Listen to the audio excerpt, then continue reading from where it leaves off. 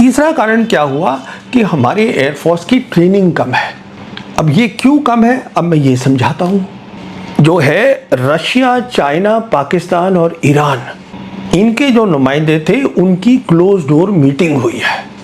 India उसमें included नहीं था कि देखिए हमारे जो जेट्स हैं इंडियन एयरफोर्स के, उनका नुकसान हुआ है, कुछ का नुकसान हुआ है, कितनों का हुआ है वो बताया नहीं गया। देखिए अगर एक या दो होते तो सरकार ही बता देती, तो वो बताया नहीं गया है। पर उन्होंने कारण बता दिया जो अभी तक किसी को पता नहीं। उन्होंने कहा कि ये इसलिए हुआ है क्योंकि सरकारी हिदायत थी, पॉलिटिकल कंस्ट्रेंट था। हिदायत क्या थी कि इंडियन एयरफोर्स जो है वो मिलिट्री के किसी इंफ्रास्ट्रक्चर को नहीं दागेगी, और इंडियन एयरफोर्स जो है पाकिस्तान का जो एयर डिफेंस है उस पर दागेगी नहीं। देखिए मैं बताना चाहता हूँ कि जब भी एयरफोर्स लड़ाई करती है उसका सबसे पहला निशाना दुश्मन का एयर डिफेंस होता है, क्योंकि सबसे इमीडिएट खतरा एयर डिफेंस से होता है।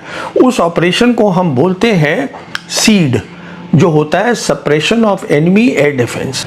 तो अगर आप उसको नहीं दाग रहे हैं और आप सिर्फ टेरर इंफ्रास्ट्रक्चर और टेरर कैंप पे कर रहे हैं तो आपका नुकसान होगा, क्योंकि एनिमी तो फिर आपका जहाज को निशाना बनाएगा। तो उन्होंने ये बयान दे दिया कि साहब ये जो थी ये हिदायत थी सरकार की तरफ से कि आप सिर्फ जो है वो टेरर इंफ्रास्ट्रक्चर को, टेरर कैंप को आप दागिएगा।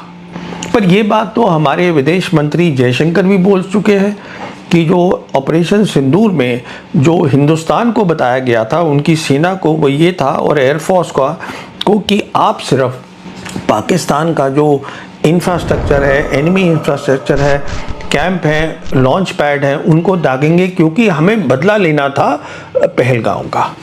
ये था, इसलिए उसका नाम भी ऑपरेशन सिंदूर रख दिया गया था।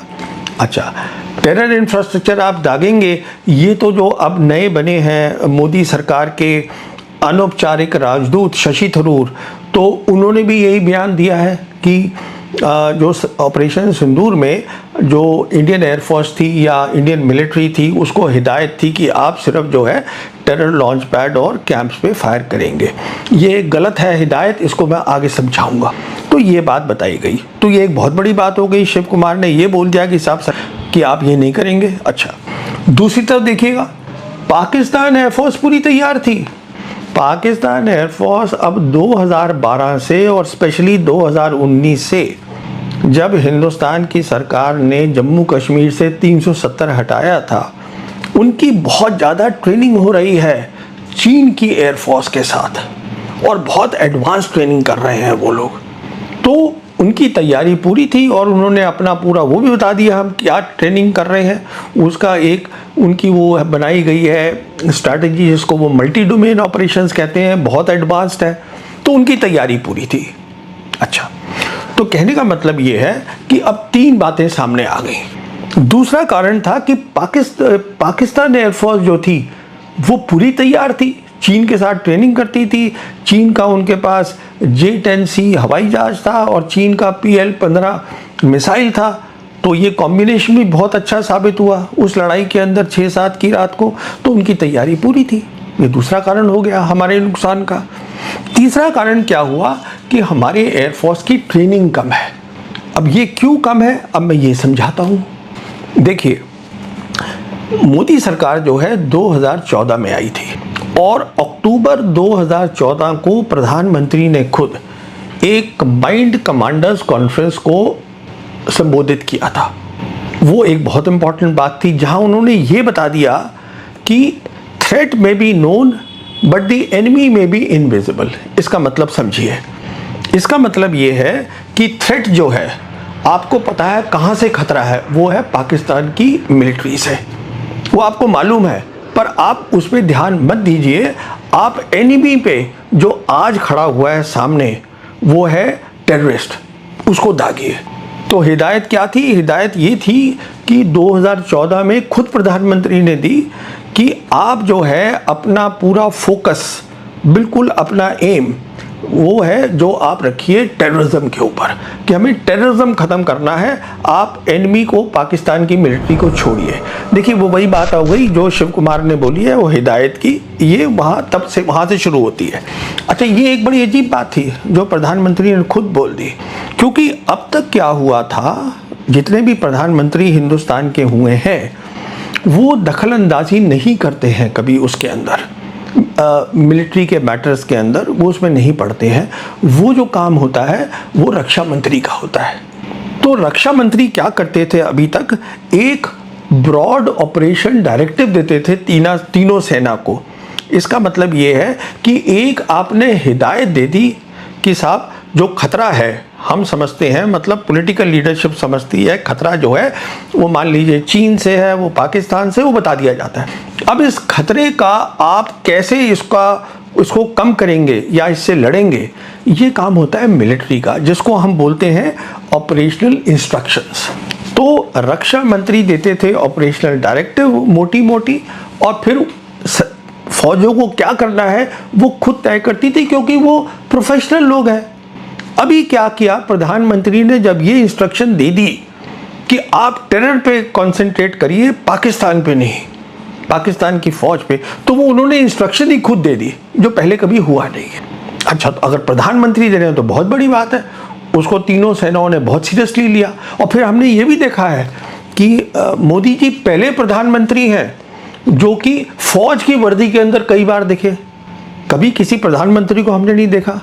हमारे यहाँ क्या सिस्टम है, हमारे यहाँ कमांडर इन चीफ नहीं होता है, मैं समझाता हूँ। हमारे यहाँ सुप्रीम कमांडर होता है। जो प्रेसिडेंट ऑफ इंडिया है वो कॉन्स्टिट्यूशन के हिसाब से सुप्रीम कमांडर है।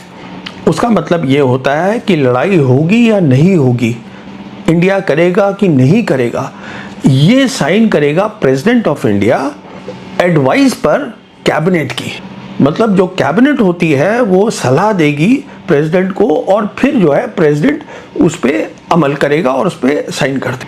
अच्छा, इसका मतलब ये है कि कैबिनेट का कोई डायरेक्ट रोल नहीं है, मतलब कैबिनेट फैसला करके उनको बताएगी।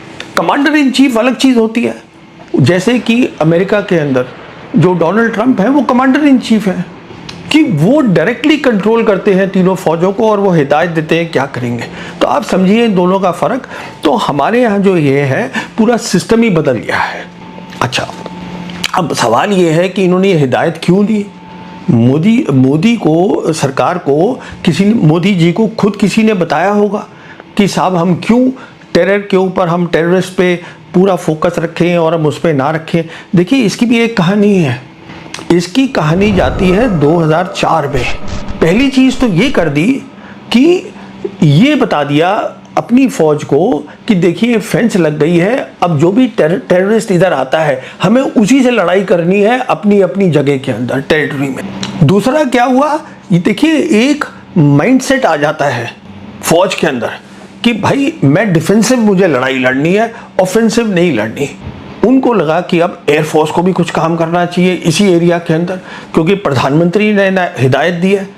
अच्छा, सवाल ये है कि अब आप कैसे लड़ाई करेंगे। अगर आप ये सोच लें कि मैं टेरर की जगह पाकिस्तान आर्मी से लड़ाई करूंगा, उसके लिए फिर आपको लड़ाई की तैयारी करनी है, जो 35 साल से हिंदुस्तान की फौज ने की ही नहीं है। अगर की होती तो पाकिस्तान ये सब बंद कर देता। तो दिक्कत सारी यहाँ पर आ रखी है। अच्छा, अब आगे चलिए। तो जब ये हमने फैसला ले लिया ये कि हम जो है ऑपरेशन सिंदूर में ये हिदायत दे दी गई जो शिव कुमार ने बोली है, हम आगे ये हुआ है, हमने मतलब मोदी सरकार ने ये कहा जो कि एक मिलिट्री मुद्दा था। क्या है मिलिट्री मुद्दा? मिलिट्री मुद्दा ये है कि साहब ये जो प्रॉक्सी वॉर है इसको रोकने का, जैसे मैंने बताया है, एक ही तरीका है, मैं दोबारा उसको रिपीट कर रहा हूँ, और वो ये है अपनी लड़ाई करने की क्षमता बढ़ाई। वो आप करना नहीं चाहते क्योंकि उसमें वक्त लगेगा और उसमें पॉलिटिकल फ़ायदा नहीं है। तो अब देखिए हमने क्या किया, जो एक मिलिट्री मुद्दा था उसको हमने पॉलिटिकल इशू बना दिया। अभी हाल में एक कॉन्फ्रेंस हुई है बहुत इंपॉर्टेंट चीन में, जो है SCO कॉन्फ्रेंस, जिसको हम बोलते हैं Shanghai Cooperation Organisation conference, with रक्षा मंत्रियों की। उसमें हमारे रक्षा मंत्री राजनाथ सिंह भी थे, बाकी और जो एससीओ कंट्रीज़ के रक्षा मंत्री थे, मतलब उसमें रशिया के भी थे रक्षा मंत्री और चीन के तो थे ही थे, पाकिस्तान के भी थे, ईरान के भी थे, क्योंकि ये सब मेंबर्स हैं एससीओ के। और भी मुल्क हैं तो ये सब उसमें मेंबर्स हैं, सब वहीं पे थे। तो वहाँ पर जब जॉइंट स्टेटमेंट आई है, मतलब जब भी कोई इम्पोर्टेंट कॉन्फ्रेंस होती है, उसके बाद सारे जो नुमाइंदे होते हैं उस कॉन्फ्रेंस के, वो एक जॉइंट स्टेटमेंट पे साइन करते हैं कि हाँ हम इससे सहमत हैं। तो उसमें हिंदुस्तान के जो डिफेंस मिनिस्टर है राजनाथ सिंह, उन्होंने साइन नहीं किया। और उसका कारण ये है कि उसमें जिक्र ही नहीं है कि पहलगांव में टेररिस्ट अटैक किया है, उसमें जिक्र है कि बलूचिस्तान में गड़बड़ चल रही है, तो उन्होंने नहीं किया। अच्छा, उसको बाद क्या हुआ कि जो एक्सटर्नल अफेयर्स मिनिस्टर हैं जयशंकर, उसने उसको समझाया भी। फिर यहाँ पर उन्होंने बयान दिया एक, उनका बयान क्या आया?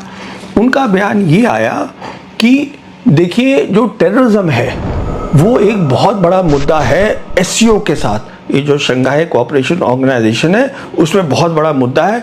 तो इसलिए अगर वो टेरर की बात नहीं करेंगे तो राजनाथ सिंह जी साइन नहीं करेंगे।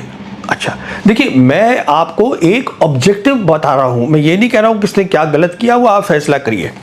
तो अब कहना ये है जयशंकर का कि टेररिज्म मेन मुद्दा है एससीओ का।